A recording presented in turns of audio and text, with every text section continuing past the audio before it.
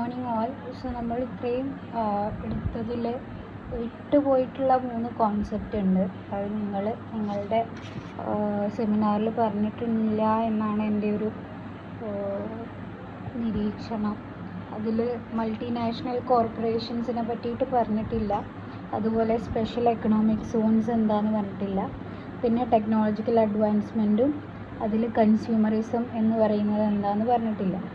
So first തന്നെ MNCs എന്ന് പറഞ്ഞാൽ മൾട്ടിനാഷണൽ കമ്പനീസ് അല്ലെങ്കിൽ കോർപ്പറേഷൻസ് നമ്മൾ പറയും.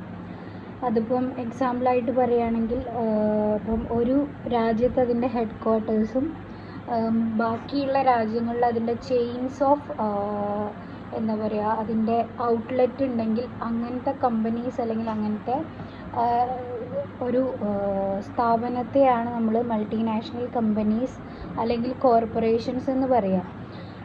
സോ മെയിൻലി നമ്മളുടെ ഇന്ത്യയിൽ ഒരുപാട് MNCs ഉണ്ട്. കാരണം ഓരോ വർഷം കൂടുന്തോറും ഈ എക്കണോമിക് ഗ്രോത്ത് അല്ലെങ്കിൽ നമ്മളുടെ ജനസംഖ്യയും കാര്യങ്ങളൊക്കെ വെച്ചുകൊണ്ട് തന്നെ ഓരോരോ കമ്പനീസ് ആവപ്പെടുകയും നമ്മളുടെ രാജ്യത്തിലേക്ക് അതിൻ്റെ ഔട്ട്ലെറ്റ്സ് കൊണ്ടുവരികയും ചെയ്യാറുണ്ട്. അതിലിപ്പോൾ എക്സാമ്പിളായിട്ട് പറയുകയാണെങ്കിൽ മൈക്രോസോഫ്റ്റ് പറയാം. മൈക്രോസോഫ്റ്റ് എന്ന് പറയുന്നത് അമേരിക്കൻ ഒരു മൾട്ടിനാഷണൽ കമ്പനിയാണ്. 1975 കൊണ്ടുവന്നിട്ടുള്ള. അത് ഇന്ത്യയിൽ അതിൻ്റെ ഹെഡ് ക്വാർട്ടേഴ്സ് ഹൈദരാബാദിൽ 1990 കൊണ്ടുവന്നിട്ടുണ്ട്.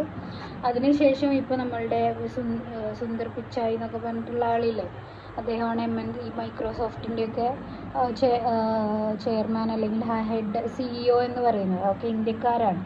അപ്പോൾ അത്രത്തോളം ആ ഒരു മൾട്ടിനാഷണൽ കമ്പനീസ് നമ്മളുടെ രാജ്യത്തിലേക്ക് വരികയും അത് ഒരു തരത്തിൽ പറയുകയാണെങ്കിൽ എംപ്ലോയ്മെൻറ്റ് ഓപ്പർച്യൂണിറ്റീസ് ഉണ്ടാക്കുന്നുണ്ട്. എക്കണോമിക്കായിട്ട് നമ്മളുടെ ഓരോരുത്തരുടെയും അല്ലെങ്കിൽ രാജ്യത്തിനെ തന്നെ ഒന്നും കൂടെ വെൽ സെറ്റിൽഡ് ആക്കാൻ ഹെൽപ്പ് ചെയ്യുന്നുണ്ട്. പിന്നെ നമ്മളുടെ എല്ലാ തരത്തിലുള്ള ഡെവലപ്മെൻറ്റൽ ഗ്രോത്തിലേക്കും സപ്പോർട്ട് ചെയ്യുന്നുണ്ട് ഇത്തരത്തിലുള്ള മൾട്ടിനാഷണൽ കമ്പനീസ് അല്ലെങ്കിൽ കോർപ്പറേഷൻസ്.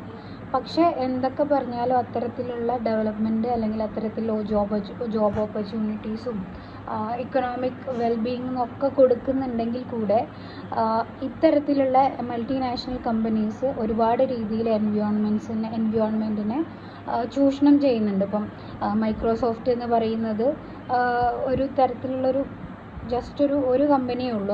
അതേപോലത്തെ പലതരത്തിലുള്ള ഫുഡ് ഔട്ട്ലെറ്റ്സ് ഉണ്ട് നമ്മളുടെ ഇവിടെ.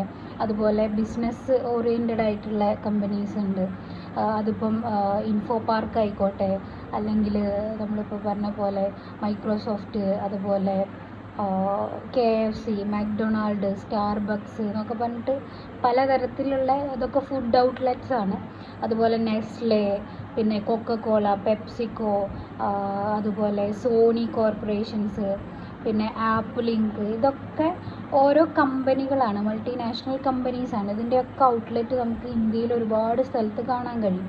സോ ഇത്തരത്തിൽ ഔട്ട്ലെറ്റ്സ് ഉണ്ടാക്കണമെങ്കിൽ അതിന് എന്ത് വേണം? പ്ലേസ് അല്ലെങ്കിൽ സ്ഥലം വേണം, അതുപോലെ ക്യാപിറ്റൽ വേണം. അപ്പം അത്തരത്തിൽ അവർ അങ്ങനത്തെ സ്ഥാപനങ്ങൾ തുടങ്ങാൻ അല്ലെങ്കിൽ അതിനെ ഒന്ന് എക്സിക്യൂട്ട് ചെയ്യാൻ അവർ ആ സ്ഥലം ഏറ്റെടുക്കുകയും ചിലപ്പോൾ ആ സ്ഥലം എന്തായിരിക്കാം വേറെ ആരെങ്കിലും താമസിക്കുന്നതോ അല്ലെങ്കിൽ ഇത്തരത്തിൽ പ്രകൃതിയോട് എക്കോസിസ്റ്റം ഉള്ള ഒരു സ്ഥലത്ത് ഇത്തരത്തിലുള്ള കമ്പനീസ് കൊണ്ടുവരുമ്പോൾ അവിടുത്തെ ജീവജാലങ്ങൾക്ക് അത് എഗെയിൻസ്റ്റ് ആയിട്ട് വരാം. അതായത് എല്ലായ്പ്പോഴും മൾട്ടിനാഷണൽ കമ്പനീസ് എന്താ പറയുക നടുവിലിപ്പം റെയിൽവേ അല്ലെങ്കിൽ ഇത്തരത്തിൽ മെട്രോ ഉള്ളതിൻ്റെ അടുത്തേ കൊണ്ടുവരുന്നൊന്നും നമുക്ക് പറയാൻ പറ്റില്ല. അത് ചിലപ്പം ചില എൻവയോൺമെൻറ്റൽ ഫാക്ടേഴ്സ് അത് ചൂസ് ചെയ്യും. ഇപ്പം KFC ആണെങ്കിലും അല്ലെങ്കിൽ സ്റ്റാർബക്സ് ആണെങ്കിലും അവർ മാളുകളൊക്കെ ഉള്ളതിൻ്റെ ഉള്ളിലാണ് മോസ്റ്റ്ലി കാണാറ്. ഇപ്പം മാൾ ഉണ്ടാക്കണമെങ്കിൽ തന്നെ വലിയൊരു ടെറിട്ടറി അല്ലെങ്കിൽ അത്രയും തന്നെ സ്ഥലത്തിൻ്റെ ആവശ്യമുണ്ട്. അപ്പം അങ്ങനെ അത്തരത്തിലുള്ള കാര്യങ്ങൾ വരുമ്പോൾ തന്നെ ഇത്തരത്തിലുള്ള എൻവയോൺമെൻറ്റൽ ഇഷ്യൂസ് ഉണ്ടാവും. നമ്മളിപ്പം കൊക്കക്കോള ഇഷ്യൂ, പ്ലാച്ചിമയുടെ ഇഷ്യൂ എന്തുകൊണ്ടാണ് ഉണ്ടായിട്ടുള്ളത് എന്ന് നമുക്കറിയാം. അപ്പോൾ അതൊക്കെ നോക്കിക്കഴിഞ്ഞാൽ തന്നെ എന്തുകൊണ്ടാണ് multinational companies at the same time അത് നമ്മളെ ഹെൽപ്പ് ചെയ്യുന്നുണ്ട്, പക്ഷേ മോസ്റ്റ്ലി അതെന്താണ് ചെയ്യുന്നത്? എൻവയോൺമെൻറ്റിനെ എക്സ്പ്ലോയിറ്റ് ആണ് ചെയ്യുന്നത്. ഇതിലേക്ക് കൂടുതലായിട്ട് ഞാൻ പോകുന്നില്ല. അതിൽ നിങ്ങൾ അറിഞ്ഞിരിക്കേണ്ട കാര്യം എന്താണ് MNC എന്ന് പറഞ്ഞാൽ മൾട്ടിനാഷണൽ കമ്പനീസ് അല്ലെങ്കിൽ മൾട്ടിനാഷണൽ കോർപ്പറേഷൻസ് എന്നാണ് അതിനെ പറയുക. അതിൻ്റെ അർത്ഥം എന്ന് പറഞ്ഞാൽ അതിൻ്റെ ഹെഡ് ക്വാർട്ടേഴ്സ് ഒരു രാജ്യത്തും അതിൻ്റെ ബാക്കിയുള്ള ഔട്ട്ലെറ്റ്സ് പല രാജ്യങ്ങളിലായിട്ട് വിഭജിക്കുമ്പോൾ അല്ലെങ്കിൽ പല രാജ്യങ്ങളിൽ അതിൻ്റെ ഔട്ട്ലെറ്റ്സിനെ കൊണ്ടുവരുമ്പോൾ അങ്ങനത്തെ ഔട്ട്ലെറ്റിന് അല്ലെങ്കിൽ അങ്ങനത്തെ കോർപ്പറേഷൻസിനെയാണ് MNCs എന്ന് പറയുക. അതിന് എക്സാമ്പിളായിട്ട് നമുക്ക് മൈക്രോസോഫ്റ്റിനെ പറയാം, ആപ്പിൾ ഇൻകോർപ്പറേഷൻസിനെ പറയാം, അതുപോലെ സോണി ആപ്ലിക്കേഷൻസിനെ പറയാം, പിന്നെ കൊക്കക്കോള പറയാം, പെപ്സിക്കോ പറയാം. ഇനി ഫുഡ് റിലേറ്റഡ് ആണെങ്കിൽ KFC പറയാം, McD പറയാം, അതുപോലെ സ്റ്റാർബക്സ് പറയാം. അങ്ങനത്തെ പലതരത്തിലുള്ള കാര്യങ്ങൾ പറയാം. ഇതിൽ ജസ്റ്റ് ചിലപ്പോൾ നിങ്ങൾക്ക് 3 മാർക്കിനൊക്കെ ചോദിക്കുള്ളൂ MNC എന്ന് പറഞ്ഞാൽ എന്താ. ഈ എസ് എ വരാൻ ചാൻസസ് കുറവാണ്. ചിലപ്പോൾ MNC റിലേറ്റഡ് എന്താണെന്ന് ചോദിച്ചിട്ട് അതിൻ്റെ ആഫ്റ്റർ എഫക്റ്റ് കോൺസിക്വൻസസ് എന്താണെന്ന് ചോദിക്കാം. അപ്പം അതിൽ കോൺസിക്വൻസസ് നിങ്ങൾക്ക് അറിയുന്നതാണ്, ഓൾറെഡി നമ്മൾ പഠിച്ചതാണ്. പ്ലാച്ചിമോഡ പോലെയുള്ള ഇഷ്യൂസ് വരാം. വെള്ളമായാലും എയർ ആയാലും എന്ത് തരത്തിലുള്ള നാച്ചുറൽ റിസോഴ്സസിനെയും എക്സ്പ്ലോയിറ്റ് ചെയ്യാൻ കഴിയുന്ന രീതിയിലുള്ള MNCs ആണ് ഇപ്പോൾ നമ്മളുടെ രാജ്യത്ത് അല്ലെങ്കിൽ നമ്മളുടെ സംസ്ഥാനത്ത് അല്ലെങ്കിൽ നമ്മളുടെ ലോക്കൽ ഏരിയാസിൽ എക്സിസ്റ്റ് ചെയ്യുന്നത്. അപ്പം അത് നിങ്ങൾക്ക് കണക്ട് ചെയ്തിട്ട് അത് എഴുതാം. ഇനി അടുത്തത് പറയുന്നത് സ്പെഷ്യൽ എക്കണോമിക് സോൺ എന്നുള്ളതാണ്. സ്പെഷ്യൽ എക്കണോമിക് സോൺ എന്ന് പറഞ്ഞു കഴിഞ്ഞാൽ ചില ഏരിയാസിനെ ഇപ്പോൾ നമ്മൾ ഇപ്പം മെട്രോ അല്ലെങ്കിൽ മെട്രോ ഉള്ള ഏരിയ, അത് ചിലപ്പോൾ മെട്രോ മാത്രമേ അവിടെ വന്നിട്ടുണ്ടാവുള്ളൂ, അതിൻ്റെ മെയിൻ സ്റ്റേഷൻ അവിടെയാണെങ്കിൽ അതിൻ്റെ ചുറ്റുപാടായിട്ട് ഒരുപാട് തരത്തിലുള്ള എക്കണോമിക് കാര്യങ്ങൾ, ഇപ്പം ഫുഡിൻ്റെ ആയിക്കോട്ടെ അല്ലെങ്കിൽ ഡ്രസ്സിൻ്റെ ആയിക്കോട്ടെ. ഇപ്പോൾ നമ്മളെ പെരിന്തൽമണ്ണ അൽഷിഫ ഹോസ്പിറ്റലിൻ്റെ ആ ചുറ്റുപാട് നിങ്ങളൊന്ന് നോക്കി. അൽഷിഫ ഹോസ്പിറ്റൽ, അതായത് നിങ്ങൾക്കറിയാം ഈ ബിസ്മി സൂപ്പർ മാർക്കറ്റിലേക്കൊക്കെ വരുന്നതിൻ്റെ തൊട്ട് മുന്നേ ആയിട്ട് അതൊരു വേണമെങ്കിൽ നമുക്കൊരു സ്പെഷ്യൽ എക്കണോമിക് സോണായിട്ട് പറയാം. കാരണം എന്താണെന്ന് വെച്ചാൽ അവിടെയുള്ള കമ്പനീസ് അല്ലെങ്കിൽ അവിടെയുള്ള ഷോപ്പുകളൊക്കെ ഒന്ന് നോക്കിയാൽ മതി, ഒക്കെ ഫോറിൻ അല്ലെങ്കിൽ ഇത്തരത്തിലുള്ള ബ്രാൻഡഡ് ആയിട്ടുള്ള ക്ലോത്ത്സ്, ഫുഡ് അങ്ങനത്തെ കാര്യങ്ങളിൽ നിൽക്കുന്ന സ്ഥലങ്ങൾ. ഇപ്പം ക്ലോത്തിങ്ങിലാണെങ്കിൽ അല്ലെങ്കിൽ സ്പോർട്സിൻ്റെയൊക്കെ പറയുമ്പോൾ നമ്മൾ നൈക്ക്, അഡിഡാസ് എന്നൊക്കെ പറഞ്ഞ് പറയുമല്ലോ. അതുപോലെ ഡ്രസ്സിൻ്റെ ആണെങ്കിൽ ആൺകുട്ടികൾക്ക് അല്ലെങ്കിൽ മെൻസ് വെയറിൽ ഇപ്പം ജോക്കി, അതുപോലെ ലൂയിസ് ഫിലിപ്പ്, പിന്നെ അങ്ങനത്തെ കുറേ അങ്ങനത്തെ ബ്രാൻഡുകൾ അത് നമുക്ക് ചില ഏരിയകളിൽ അങ്ങനെ കാണാൻ കഴിയും. അപ്പോൾ അതിനെയൊക്കെയാണ് സ്പെഷ്യൽ എക്കണോമിക് സോൺ എന്ന് പറയുന്നത്. അത് അത്തരത്തിലുള്ള ഏരിയാസിൽ ഫോറിൻ ഇൻവെസ്റ്റ്മെൻറ്റ് ഡയറക്റ്റായിട്ട് FDI എന്ന് പറയും, ഫോറിൻ ഡയറക്റ്റ് ഇൻവെസ്റ്റ്മെൻറ്റ്, അത് പെട്ടെന്ന് വരും. കാരണം ഈ സ്ഥലം എന്ന് പറയുന്നത് ഇങ്ങനത്തെയാണ്, ഇവിടെ ഞങ്ങൾ നിക്ഷേപിച്ചു കഴിഞ്ഞാൽ ഞങ്ങൾക്ക് പ്രോഫിറ്റ് കിട്ടും എന്നുള്ളത് ഫോറിനേഴ്സിന് മനസ്സിലാവും. അതല്ല ജസ്റ്റ് ഒരു ചായക്കടയാണ്, ചെറിയ ചെറിയ കടകൾ അല്ലെങ്കിൽ ചെറിയൊരു ഏരിയ ആണെങ്കിൽ അവിടെ ഇൻവെസ്റ്റ് ചെയ്യുന്നതിനേക്കാൾ കൂടുതൽ ഇത്തരത്തിലുള്ള ഏരിയാസിൽ ഇൻവെസ്റ്റ് ചെയ്യും. അപ്പോൾ അങ്ങനെയുള്ള ഏരിയാസിനെയാണ് സ്പെഷ്യൽ എക്കണോമിക് സോൺ എന്ന് പറയുന്നത്. ഇത്തരത്തിൽ സ്പെഷ്യൽ എക്കണോമിക് സോൺസിൽ ഇതിനിപ്പം ഡിഫൈൻ ചെയ്യുകയാണെങ്കിൽ special economic zone is an area in a country that is subject to different economic regulation than other regions within the same country. ഒരേ രാജ്യത്തിൽ ചിലപ്പം വേറെ ഏരിയാസിലുള്ള റെസ്ട്രിക്ഷൻസ് അല്ലായിരിക്കും ഇത്തരത്തിലുള്ള സ്പെഷ്യൽ എക്കണോമിക് സോൺസിൽ ഉണ്ടാവുക. അവിടെ ടാക്സ് കുറവായിരിക്കും, താരിഫ് ടാക്സുകളൊക്കെ തന്നെ കുറവായിരിക്കും. കാരണം അവിടുന്ന് കൂടുതൽ പ്രോഫിറ്റ് കിട്ടാൻ വേണ്ടിയിട്ട് അത്തരത്തിലുള്ള നിയമ ഭേദഗതികളൊക്കെ അവിടെ കൊണ്ടുവരാമെന്നുള്ളതാണ്. പിന്നെ the economic regulations of special economic zones tend to be conducive to and attract foreign direct investment. അതായത് റെഗുലേഷൻസ്, സാമ്പത്തികപരമായിട്ടുള്ള റെഗുലേഷൻസ് ഒക്കെ തന്നെ സ്പെഷ്യൽ എക്കണോമിക്സ് സോണിൽ കുറച്ച് അയഞ്ഞത് എന്ന് പറയില്ലേ, കുറച്ച് ലിബറൽ ആയിരിക്കും. അവിടെ അത്ര സ്ട്രിക്റ്റ് ആവാൻ ചാൻസസ് ഇല്ല. കാരണം അവിടെ അവർ എക്സ്പെക്റ്റ് ചെയ്യുന്നത് FDI ആണ്, ഫോറിൻ ഡയറക്റ്റ് ഇൻവെസ്റ്റ്മെൻ്റ് ആണ്. ഈ ഫോറിൻ ഡയറക്റ്റ് ഇൻവെസ്റ്റ്മെൻറ്റ് വന്നു കഴിഞ്ഞാൽ മാത്രമേ നമ്മൾക്ക് ടാക്സ്, മറ്റുള്ള പുറത്തുള്ള രാജ്യത്തിൽ നിന്ന് ടാക്സ് നമ്മളുടെ ഗവൺമെൻറ്റിന് വരുള്ളൂ. അപ്പോൾ FDI കൂടിയാൽ മാത്രമേ നമ്മൾ സാമ്പത്തികമായിട്ട് നമ്മളുടെ രാജ്യത്തിൽ ഒരു ഭദ്രത ഉണ്ടാവുള്ളൂ. അതുകൊണ്ടാണ് സ്പെഷ്യൽ എക്കണോമിക് സോൺസ് തുടങ്ങിയിട്ടുള്ളത്. അതിൻ്റെ മെയിൻ ഫോക്കസ് എന്ന് പറയുന്നത് എപ്പോഴും ഇത്തരത്തിലുള്ള റാപ്പിഡായിട്ടുള്ള എക്കണോമിക് ഗ്രോത്ത്, അതുപോലെ ടെക്നോളജിക്കലായിട്ടുള്ള അഡ്വാൻസ്മെൻ്റൊക്കെ കൂട്ടാൻ വേണ്ടിയിട്ടാണ് ഇത്തരത്തിൽ സ്പെഷ്യൽ എക്കണോമിക് സോൺസ് കൊണ്ടുവന്നിട്ടുള്ളത്. ഇപ്പോൾ നമ്മൾ ഈ സ്പെഷ്യൽ എക്കണോമിക് സോൺസ് എല്ലാ രാജ്യത്തും കാണാൻ കഴിയും. പക്ഷേ ഇതിനെ ഏറ്റവും സക്സസ്ഫുള്ളായിട്ട് അല്ലെങ്കിൽ എക്സിക്യൂട്ട് ചെയ്തിട്ടുള്ളത് ചൈനയാണ്.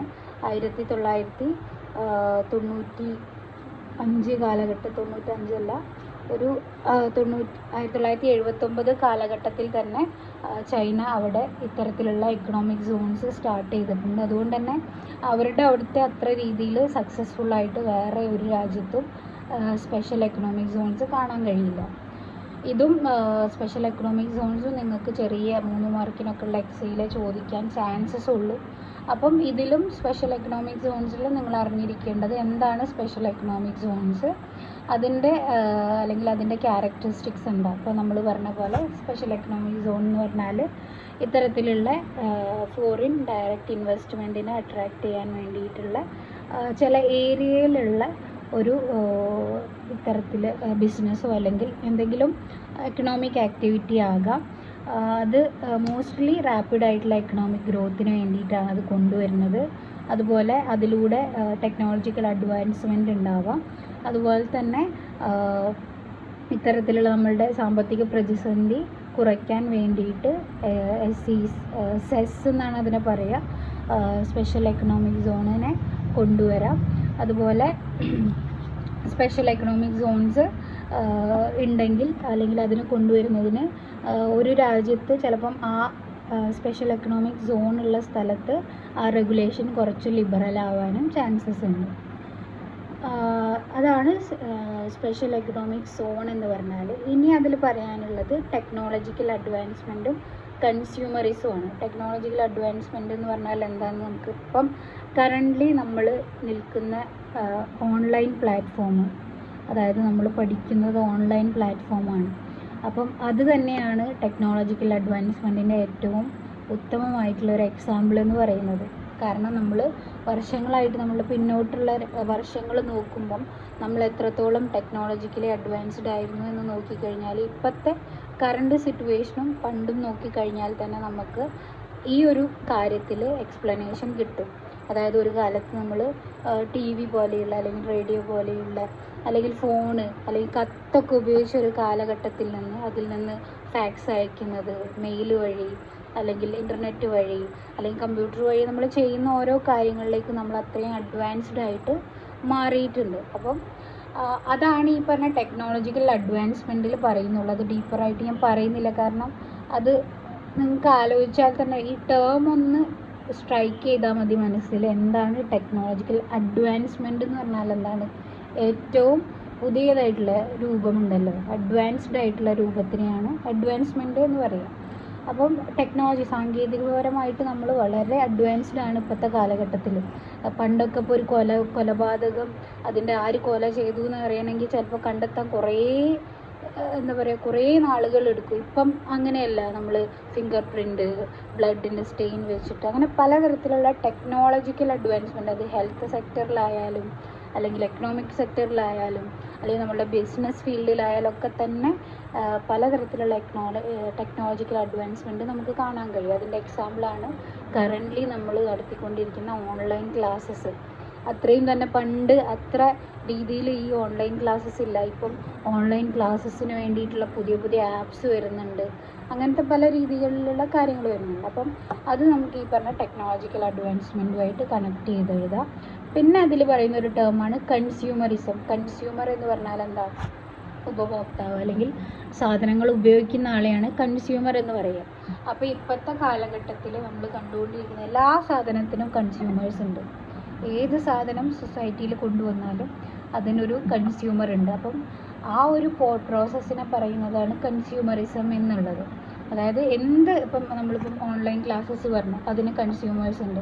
അതിൻ്റെ അല്ലെങ്കിൽ ഓൺലൈൻ ക്ലാസ്സസിൻ്റെ ആപ്സ് പലതരത്തിലുള്ള പലതരത്തിൽ ആപ്സ് ഉണ്ടല്ലോ. ബൈജൂസ് ആപ്പ് ഉണ്ട്, അല്ലെങ്കിൽ പല അക്കാദമീസ് കൊടുക്കുന്ന പലതരത്തിലുള്ള ആപ്പ്, അതിനുണ്ട് കൺസ്യൂമേഴ്സ്. എന്ത് സാധനം ഇപ്പോൾ ഫുഡിൻ്റെ ഇപ്പം നമ്മൾ ഇൻസ്റ്റാഗ്രാം ആയിക്കോട്ടെ, ഫേസ്ബുക്ക് ആയിക്കോട്ടെ, വാട്സപ്പിലൂടെ ആയിക്കോട്ടെ, ഫുഡിന് നമ്മൾ അഡ്വർടൈസ്മെൻറ്റ് കൊടുക്കുമ്പം അതിനുണ്ട് കൺസ്യൂമേഴ്സ്. ഡ്രസ്സ്, ഓൺലൈനായിട്ടുള്ള ഡ്രസ്സിങ്, മിന്ത്ര പോലെയുള്ള അല്ലെങ്കിൽ Ajio.com പോലെയുള്ള അല്ലെങ്കിൽ ഫ്ലിപ്കാർട്ട് പോലെയുള്ള ആപ്പുകളിൽ അതിന് കൺസ്യൂമേഴ്സ് ഉണ്ട്. ഏത് ഫീൽഡ് ആയിക്കോട്ടെ, ഇപ്പം നമ്മൾ ഓൺലൈനായിട്ട് പഠിക്കാനുള്ളതായിക്കോട്ടെ, ബിസിനസ് പഠിക്കാനായിട്ട്, കുക്കിംഗ് ആയിക്കോട്ടെ, ഏത് ഫീൽഡിലായാലും അതിന് കൺസ്യൂമേഴ്സ് ഉണ്ട്. സോ ആ ഒരു അവസ്ഥേനെയാണ് കൺസ്യൂമറിസം എന്നുള്ള ടേം കൊണ്ട് ഉദ്ദേശിക്കുന്നത്. അപ്പോൾ ഇത്രയാണ് നമ്മൾ പറയാതിരുന്നിട്ടുള്ളത്. ഇത് 3 മാർക്കിനൊക്കെ ചോദിക്കാനുള്ള സാധനങ്ങളേ ഉള്ളൂ. എന്നാലും ഞാൻ നിങ്ങൾക്ക് ഇതിൻ്റെ ആർട്ടിക്കിൾസ് പ്രൊവൈഡ് ചെയ്യാം. അത് വായിച്ചു നോക്കിയതിന് ശേഷം എന്തെങ്കിലും ഡൗട്ട്സ് ഉണ്ടെങ്കിൽ പേഴ്സണലി ആയിട്ടോ ഗ്രൂപ്പിലോ നിങ്ങൾക്ക് ചോദിക്കാം.